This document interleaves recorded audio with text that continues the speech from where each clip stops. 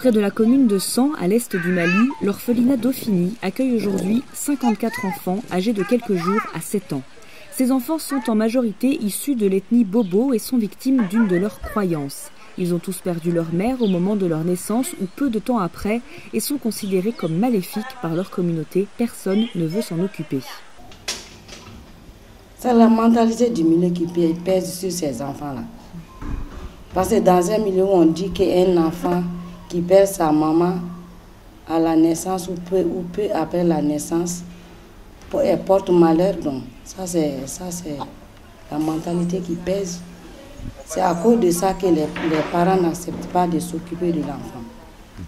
Ou bien un parent du monsieur, et pour qu'un homme qui vient de perdre sa femme trouve une autre femme, il y a des endroits où on dit que si tu te maries avec ce monsieur, toi-même tu vas mourir. Voilà. Les Sœurs du Cœur Immaculé de Marie, qui ont un diocèse dans la région de San, ont décidé depuis 1997 de se rebeller contre cette coutume et ont commencé à recueillir les enfants soutenus par des habitants de bonne volonté. Elles tentent de faire évoluer les mentalités et demandent aux familles de venir voir les enfants, de créer un lien avec eux. L'amour que la grand-mère donne à sa maman, si c'est là donner ça à sa maman, et c'est là donner ça à sa maman, et c'est là donner ça à sa maman, elle allait être dans sa famille ici. Mais c'est ça qu'elle ne donne pas. Si elle vient, c'est la grand-mère, elle va jouer comme les autres enfants avec les... Mais elle ne sait pas que ce sont ses frères et ses soeurs.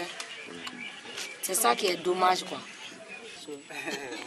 Pendant les vacances scolaires cet été, les enfants les plus âgés sont retournés dans leur famille. Pour certains, l'expérience est concluante. Pour d'autres, il est plus difficile de faire tomber les craintes liées aux croyances.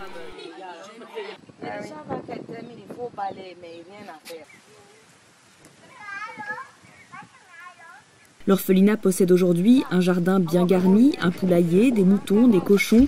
Il peut subvenir à une partie de ses besoins, mais l'autonomie financière n'est pas encore atteinte et la Croix-Rouge monégasque le finance grâce à un généreux donateur à hauteur de 1,50 € par jour et par enfant. La direction de la coopération internationale de Monaco intervient également dans le soutien que la principauté apporte à l'établissement. C'est beau.